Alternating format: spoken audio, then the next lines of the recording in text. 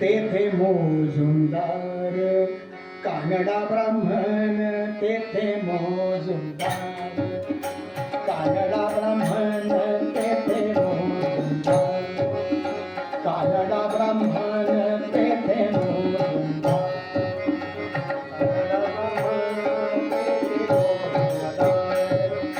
कानडा ब्राह्मण तेथे मोजुमदार आरजी लिहून कळविली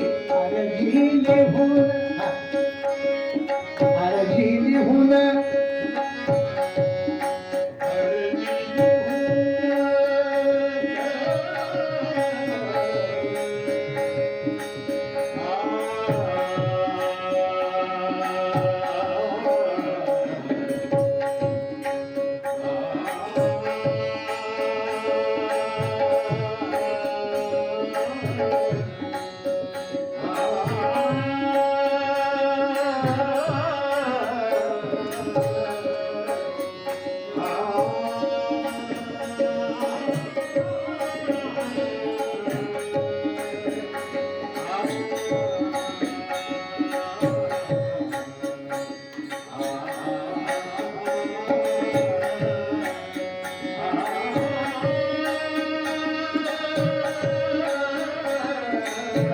शिवरंजनी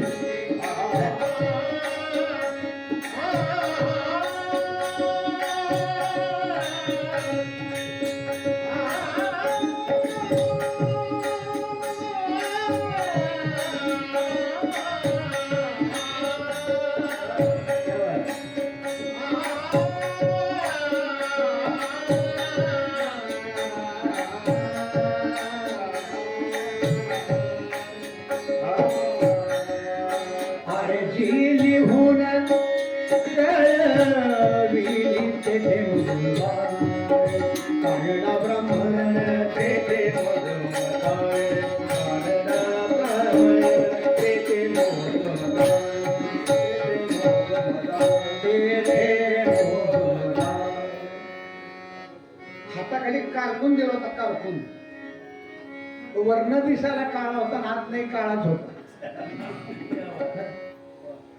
त्यानं प्रमोशनचा विचार केला दामाजी पंताचं पद आता आपल्याला मिळेल धान्य सर्वांना वाटलंय हा त्यानं बादशाला पत्र लिहिलं दामाजी पंताच्या विरोधात पत्र केव्हा लिहिलं रात्री लिहिलं रात्रीच का लिहिलं उजेडात होते पुण्य अंधारात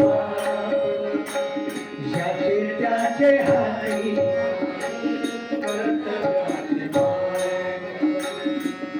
दुष्ट दुर्जना कैसी पाहून येते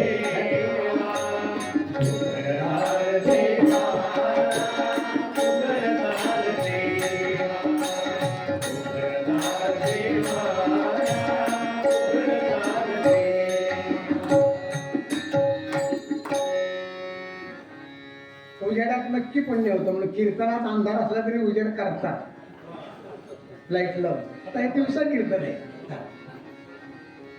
पत्र वाचलं काय पत्रात होतं भया पंत जबरदस्त भया पंत जबरदस्त भया पंत जबरदस्त भया पंत जबरदस्त सबही दुनिया मोह मस्त सबही दुनिया मोह सबही धान्य किया भस्त विप्रहस्त लुटाया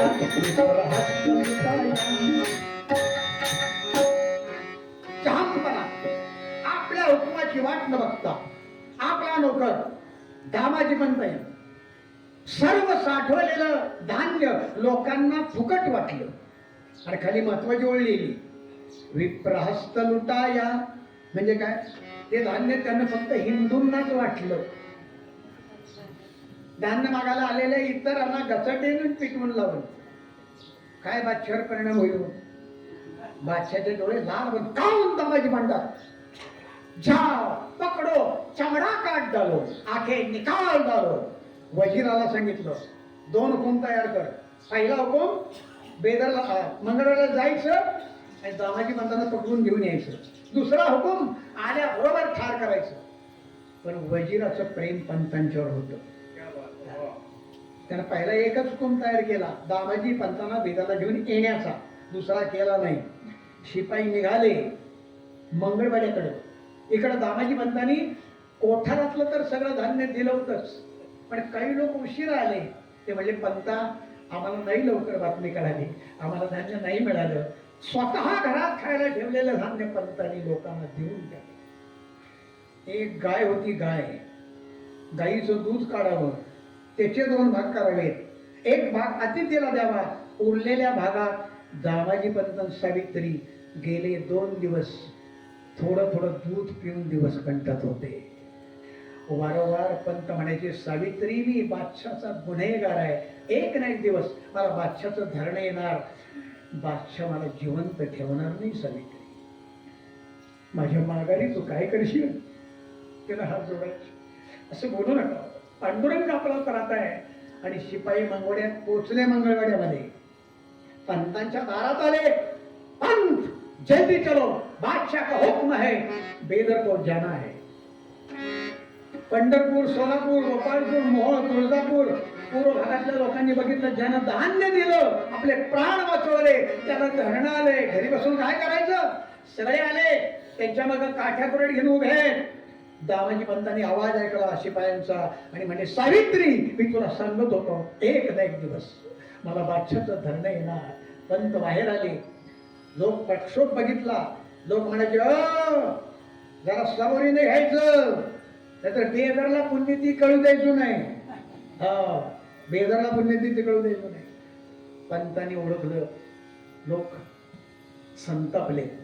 राग आहे, कदाचित वाईट घटना काही घडू नये म्हणून दामाजी पंतांनी आलेल्या सर्व लोकांना सांगितलं, मायबाप हो, हे बादशाचे नोकर आहेत, तसं मी बादशाचा गुन्हेगार आहे. याला यांचं काम करू द्या, मला माझं काम करू द्या. लोक आपापल्या घरी गेले. शिपाई बाहेर उभे आहेत. पंतांनी हात जोडले, थोडा वेळ मला द्या, मी पांडुरंगाची पूजा करतो, तोपर्यंत बाहेर उभे राहू नका, आतमध्ये बसा. बसायला टाकलं. बैठक वगैरे. शिपाई घरामध्ये बसले सावलीत. आणि सावित्रीने विचार केला, बिचारे लांबून आलेत, उन्हातून चालत आलेत, भूक लागली असे, घरात काही द्यायला नव्हतं. शेजारी पाजारी गेली, भात पिठलं पत्रावून मागून आणलं आणि पकडायला आलेल्या शिपायांना जेवायला घातलं.